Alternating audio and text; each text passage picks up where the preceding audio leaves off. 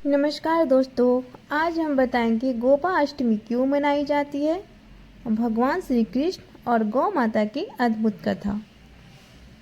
जय श्री कृष्ण भक्तों, गोपाष्टमी हिंदू धर्म का एक अत्यंत पवित्र और भावनात्मक पर्व है जो कार्तिक मास के शुक्ल पक्ष की अष्टमी तिथि को मनाया जाता है।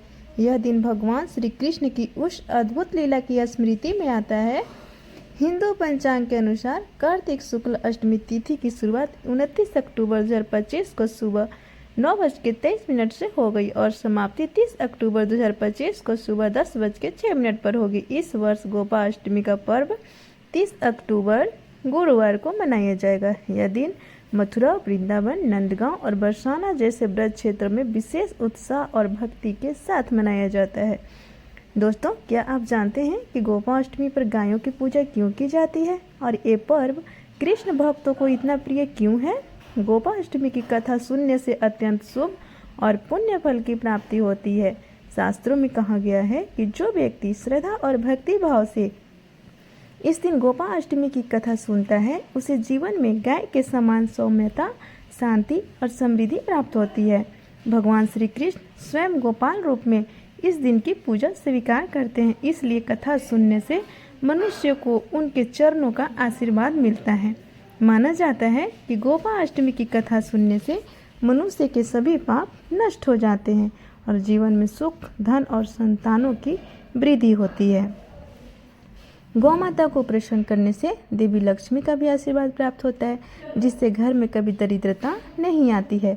यह कथा सुनने वाला व्यक्ति यम भय से मुक्त होकर परम धाम को प्राप्त करता है। ब्रह्म वैवर्त पुराण में वर्णन मिलता है कि जो भक्त गोपाष्टमी के दिन गौ माता की पूजा कर कथा सुनता है, उसके 7 पीढ़ियों तक पितरों को तृप्ति और मोक्ष प्राप्त होता है। इस दिन कथा श्रवण से मनुष्य के भीतर दया, सेवा और प्रेम जैसे दिव्य गुण जागृत होते हैं और आत्मा पवित्र होकर प्रभु के निकट पहुंचती है। गोपाष्टमी की कथा केवल फल देने वाली नहीं, बल्कि जीवन को धर्म करना और भक्ति के मार्ग पर ले जाने वाली होती है। यह दिन भगवान श्री कृष्ण की उस अद्भुत लीला की स्मृति में आता है जब उन्होंने पहली बार गायों की सेवा और चरवाहे का कार्य आरंभ किया था।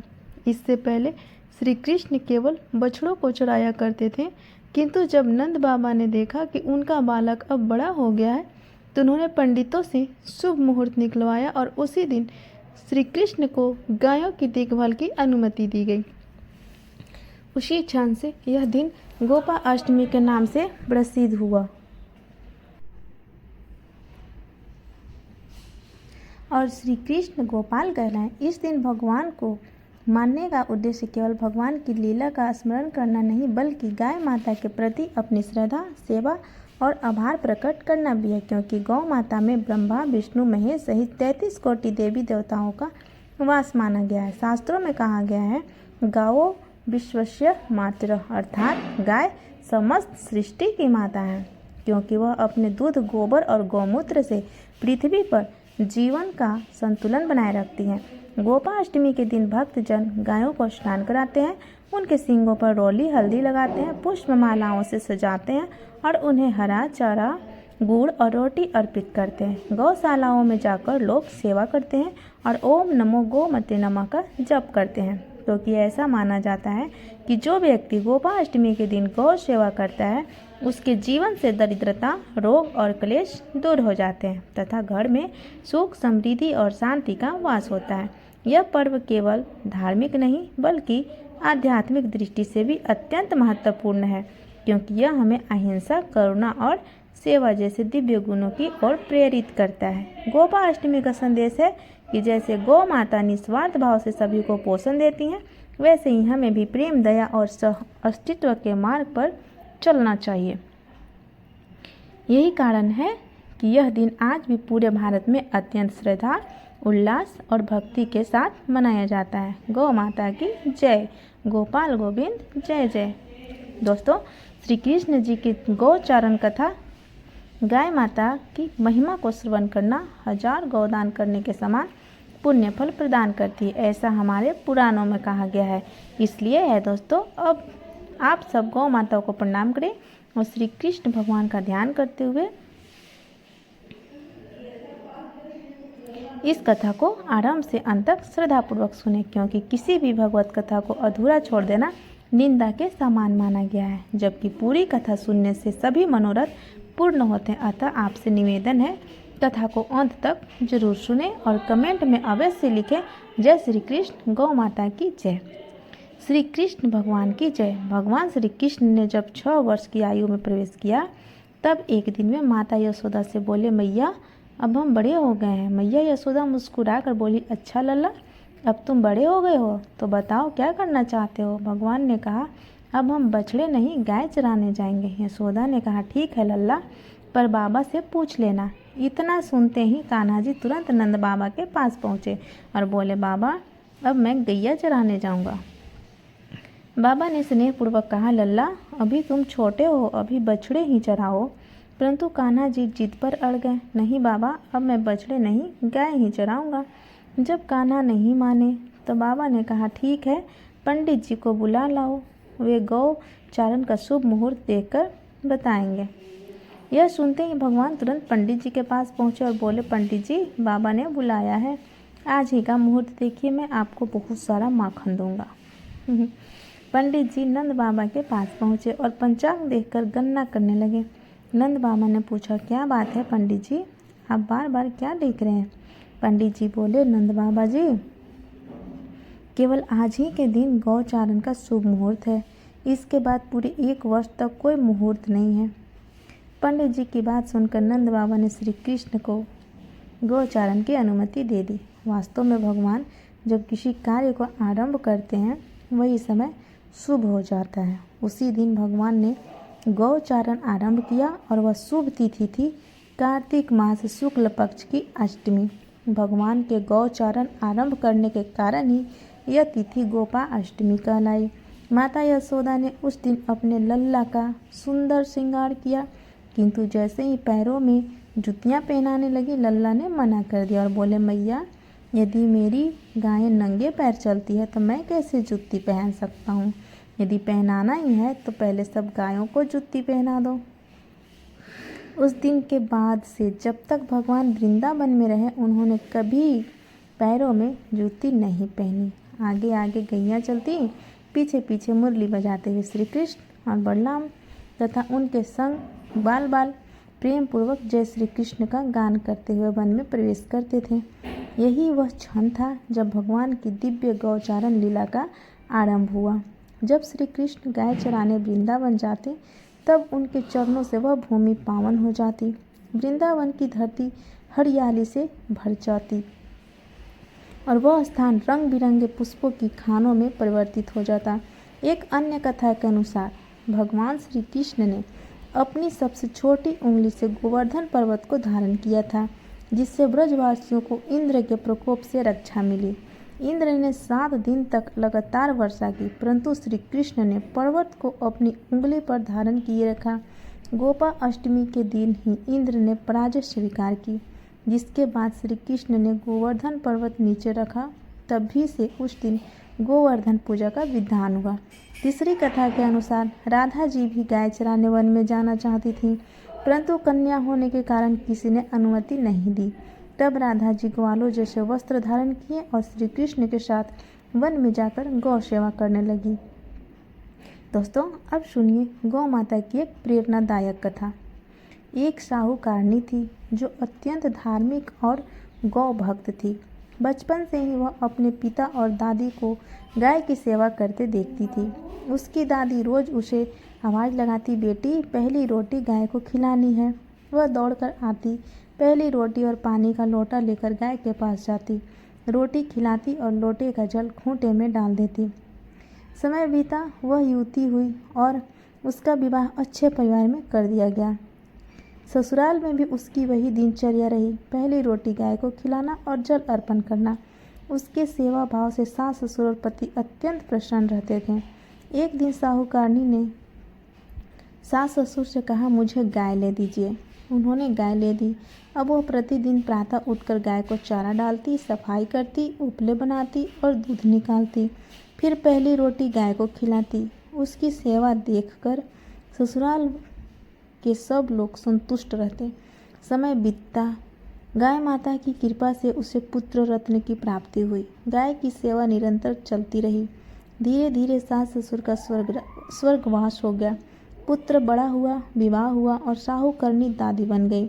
अब उसका शरीर दुर्बल हो चुका था, हाथ कांपने लगे थे, पर गाय की सेवा नहीं छोड़ी। एक दिन उसने अपनी बहू से कहा, बेटी, अब तुम घर का सारा काम करती हो, अब गाय माता की सेवा भी तुम्ही ही करनी होगी। उन्हें समय पर चारा पानी देना, सफाई करना और पहली रोटी खिलाना ना भूलना। मैं बूढ़ी हो गई हूँ, अब मुझसे यह सब नहीं होता। बहू ने सम्मान से कहा, माँ जी, आप चिंता मत कीजिए, मैं गाय माता की पूरा सेवा करूँगी, आप निश्चिंत रहें। लेकिन बहू जब भी रोटी बनाती तो सबसे पहले बच्चों और फिर अपने पति को खिला देती थी और वह रोज़ गाय को रोटी देना भूल जाती थी। बहू गाय को चारा पानी भी समय पर नहीं देती थी। यह देखकर साहूकरनी मन ही मन बहुत दुखी होती।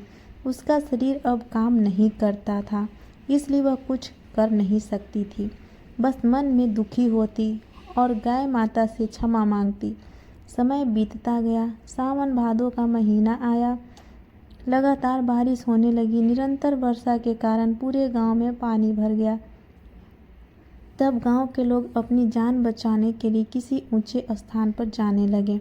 उस नगर के राजा ने ढिंढोरा पिटवा दिया कि गांव के सभी लोग अपने परिवार, पशुओं और कीमती सामान को लेकर ऊंची पहाड़ी पर चले जाएं। राजा की बात सुनकर साहूकरनी के बेटे ने सबसे पहले गाय की रस्सी खोल दी ताकि वह सुरक्षित स्थान पर जा सके। फिर साहूकरनी का बेटा, बहू और बच्चे उसके पास आए और बोले, माँ, हमने सारा कीमती सामान ले लिया है, अब आप उठो और चलो, हमें ऊंची पहाड़ी पर जाना होगा।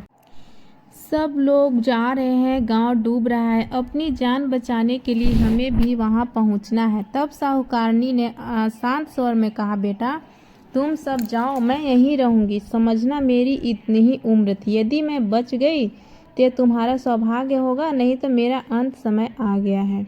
बेटा और बहू ने बहुत समझाया पर साहूकारनी नहीं मानी। अंततः वे निराश होकर अपने दोनों बच्चों को लेकर वहां से चले गए। अब घर में दो ही प्राणी रह गए, साहूकरनी और उसकी गाय।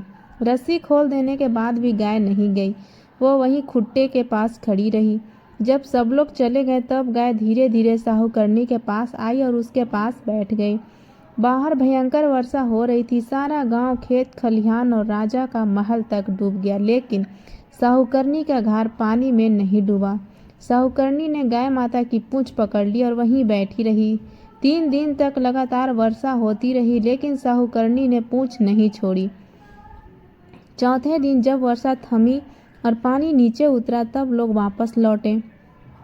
उन्होंने देखा गांव के सब घर, खेत, यहाँ तक कि राजा का महल भी डूब चुका था, पर साहूकरनी का घर एकदम सुरक्षित और सूखा था। यह देखकर सब लोग आश्चर्यचकित रह गए। यह समाचार जंगल के आग की तरह पूरे नगर में फैल गया। राजा को भी यह बात पता चली तो वह स्वयं दरबारियों और गांव के लोगों के साथ साहूकरनी के घर पहुंचा। उसने देखा साहूकरनी अब भी गाय माता की पूंछ पकड़कर बैठी थी। राजा ने पूछा, बूढ़ी माई, जब सबका घर महल डूब गया तब तुम्हारा घर कैसे बच गया? हम सब यही जानने आए हैं। साहूकरनी ने उत्तर दिया, महाराज, मुझे और मेरे घर को तो मेरी गाय माता ने ही बचाया है। मैंने अपने पूरे जीवन में गाय की सेवा की, हमेशा पहली रोटी गाय को खिलाई, उसी पुण्य का फल मुझे मिला है। यह सुनकर राजा, साहूकरनी का बेटा और बहू सब भाव विह्वल हो गए। बेटा बहू अपनी माँ के चरणों में गिर पड़े और क्षमा मांगने लगे। तब साहूकरनी ने राजा से कहा, महाराज, सभी किए गए दान धर्म का फल मरने के बाद मिलता है, पर गाय की सेवा का फल तो जीवित अवस्था में ही मिलता है। साहूकरनी की बातें सुनकर राजा अत्यंत प्रभावित हुए। गाय माता की रोटी खिलाने का चमत्कार तो उनके सामने था ही। उसी समय राजा ने पूरे राज्य में घोषणा करवा दी कि अब से हर घर की पहली बनी रोटी गाय माता को ही खिलाई जाएगी। सबने जय जयकार किया, जय हो गाय माता की। हे गाय माता, जैसे आपने साहूकरनी की रक्षा की, वैसे ही आप अपनी सेवा करने वालों की और इस कथा को कहने, सुनने तथा पढ़ने वालों की रक्षा करे। जय हो गाय माता की। प्रिय दोस्तों, अब आइए सुनते हैं गौ माता की तीसरी कथा। एक समय की बात है, तीज का दिन था। माता पार्वती ने तीज का व्रत रखा था। जब व्रत खोलने का समय आया तब भगवान शिव को माता पार्वती के साथ कुछ हंसी ठिठोली करने की इच्छा हुई। वे माता पार्वती को चिढ़ाने के लिए कहीं छिप गए। अब माता पार्वती व्रत खोलने के लिए उन्हें ढूंढने लगी। उन्होंने हर दिशा में गुफाओं, जंगलों और पहाड़ों में खोजा, पर भगवान शिव कहीं नहीं मिले। थक हार कर माता पार्वती एक खाली मैदान में बैठ गई और शिव जी के आने की प्रतीक्षा करने लगी। काफ़ी समय बीत गया पर शिव जी नहीं आए। तब माता पार्वती ने सोचा, भगवान शिव तो समस्त सृष्टि के स्वामी हैं, उन्हें सब कुछ ज्ञात है। वे मुझे पूजा करते देखेंगे और स्वयं प्रकट हो जाएंगे। यह सोचकर उन्होंने मिट्टी का एक शिवलिंग बनाया और उसकी पूजा करने लगी। जैसे कि उन्होंने सोचा था वैसा ही हुआ। भगवान शिव अदृश्य रूप में यह सब देख रहे थे और मन ही मन मुस्कुरा रहे थे। जब पूजा संपन्न हुई तो वे प्रकट हुए और मुस्कुराते हुए बोले, देवी आपने तो अकेले ही पूजा कर ली, मेरी प्रतीक्षा भी नहीं की। ऐसा क्यों? माता पार्वती ने कहा, हे प्रभु, मैं तो आपका इंतजार कर रही थी, पर सूर्यास्त हो चुका था और रात होने वाली थी, इसलिए मैं मिट्टी का शिवलिंग बनाकर आपकी पूजा कर ली। यह सुनकर शिवजी ने फिर ठिठोली करते हुए कहा, देवी तुम्हारी बात पर मैं कैसे विश्वास करूं? क्या इसका कोई साक्ष्य है? पार्वती जी ने थोड़ी दूर एक गाय को खड़ा देखकर बोली, यह गाय मेरी पूजा की साक्षी है, आप इनसे पूछ लीजिए। पर वह गाय भी भगवान शिव की इस हंसी ठिठोली से परिचित थी, इसलिए उसने ना में सिर हिला दिया। शिव जी हंस पड़े और बोले, देवी मैं तो बस थोड़ा मजाक कर रहा था, सब जानता हूँ, परंतु अपने पति के सामने झूठा कहलाने का अपमान माता पार्वती से सहा नहीं गया।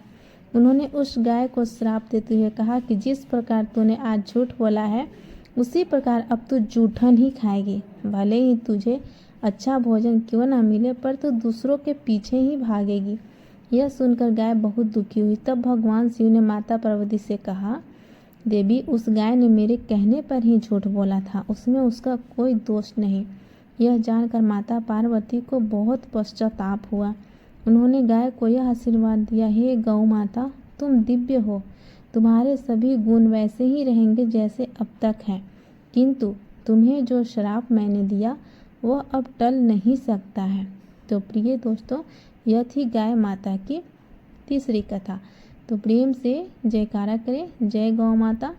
हे दोस्तों, अब आइए सुनते हैं गाय माता और लक्ष्मी माता की एक बहुत ही दुर्लभ कथा। यह कथा भीष्म पितामह ने युधिष्ठिर को सुनाई थी। असल में भीष्म पितामह का कहना था कि गाय का मूत्र और गोबर इतने गुणकारी है कि इससे अनेक रोगों का निवारण होता है।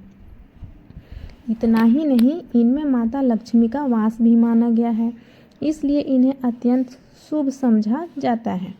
भीष्म पितामह ने कहा कि एक बार लक्ष्मी माता ने मनोहर दिव्य रूप धारण कर गायों के झुंड में प्रवेश किया। गायों ने उनके सुंदर रूप को देखकर पूछा, देवी आप कौन हैं और कहाँ से आई हैं? लक्ष्मी माता ने विनम्रता से कहा, मेरा नाम लक्ष्मी है, मैं जगत की कामना हूँ। दैत्यों को छोड़कर जो मुझसे वंचित रहे वे नष्ट हो गए। मेरे आश्रय में इंद्र, सूर्य, चंद्र, वरुण, अग्नि और अन्य देवता सुख समृद्धि से भोग करते हैं। फिर माता ने कहा, जिसके शरीर में मैं प्रवेश नहीं करती वह दीर्घ काल तक टिकता नहीं। अब मैं तुम्हारे शरीर में निवास करना चाहती हूँ। गायों ने कहा, देवी तुम बड़ी चंचल हो, कहीं भी ठहरती नहीं, तुम्हारा व्यवहार भी अनेकों के साथ समान है, इसलिए हम तुम्हें स्वीकार नहीं कर सकते। लक्ष्मी ने तब समझाया कि देवता, दानव और मनुष्य भी कठोर तप करके मुझे प्राप्त करते हैं, फिर भी तुम हमें क्यों त्याग रही हो? गायों ने उत्तर दिया, हम तुम्हारा अनादर नहीं कर रहे हैं, पर तुम्हारी चंचलता के कारण हमें चिंता है। यदि तुम अस्थायी रूप से ठहरती नहीं तो हमारे लिए हानिकारक होगा। इसी निष्कर्ष पर गायों ने लक्ष्मी का त्याग कर दिया, परंतु लक्ष्मी माता ने हार नहीं मानी और वार्तालाप जारी रखा। माता लक्ष्मी ने कहा, यदि तुम मुझे त्याग दोगी तो जगत में मेरा अनादर होगा, इसलिए मुझे सम्मान दो। मैं केवल तुमसे सम्मान चाहती हूँ। अंततः गायों ने विचार बदलकर कहा, ठीक है, तुम हमारे गोबर और मूत्र में ही निवास करो, ये दोनों वस्तुएं परम पवित्र है। तब माता लक्ष्मी धन्य हुई और बोली, तुमने जो अनुग्रह किया उसके लिए मैं सदा तुम्हारे गोबर और मूत्र में वास करूंगी। इसलिए गोबर और मूत्र को लक्ष्मी का स्वरूप माना जाता है। एक बार फिर प्रणाम करते हुए सबने जयकारा लगाया, जय गौ माता, जय लक्ष्मी मैया। प्रिय दोस्तों, अब सुनिए भगवान श्री कृष्ण और उनके परम प्रिय भक्त से जुड़ी एक दुर्लभ एवं भाव विभोर कर देने वाली कथा। एक बार अवंतीपुरी के राजा धर्मदेव ने भगवान श्री कृष्ण का एक मंदिर बनवाया और वहां नित्य पूजा के लिए एक विधिवत पुजारी नियुक्त किया। वह पुजारी अत्यंत श्रद्धा से बिहारी जी की सेवा करता था। हर दिन राजा अपने सेवक के माध्यम से एक फूलों की माला मंदिर भेजता और पुजारी वह माला भगवान को चढ़ा देता। जब राजा दर्शन के लिए आता तो वही माला पुजारी राजा को प्रसाद स्वरूप पहना कर देता। एक दिन राजा किसी कारणवश मंदिर नहीं आ सके और सेवक ने कहा, आज राजा नहीं आ पाएंगे। पुजारी ने सोचा, जीवन अनिश्चित है, आज प्रभु की माला मुझे स्वयं पहनने का सौभाग्य प्राप्त हो रहा है, क्यों ना आज मैं यह माला स्वयं पहन लूं। पर उसने माला अपने गले में पहन ली। थोड़ी देर बाद सेवक लौट आया और बोला कि राजा की सवारी अभी आ रही है। भय से पुजारी ने माला उतार कर पुनः भगवान को पहना दी। तभी राजा मंदिर पहुंचे। नियम अनुसार पुजारी ने राजा को माला पहनाई। राजा ने देखते ही माला में एक सफ़ेद बाल देखा और संदेह से पुजारी पर क्रोधित हो गए। राजा ने कहा, यदि यह सफ़ेद बाल प्रभु के नहीं हैं तो कल श्रृंगार के समय मैं देखूंगा। यदि बाल काले निकले तो तुम्हें दंड दिया जाएगा। यह जानते हुए पुजारी रात भर रोता रहा और प्रभु से क्षमा याचना करके प्रार्थना करता रहा, हे नाथ, यह सब लोभ की भूल थी, अब कृपया मेरी रक्षा करो। सुबह जब राजा आया और प्रभु का मुकुट हटवाया तो सब हैरान रह गए। बिहारी जी के बाल वास्तव में सफ़ेद निकले। राजा समझा कि पुजारी ने छल किया है और क्रोधवश उसने प्रभु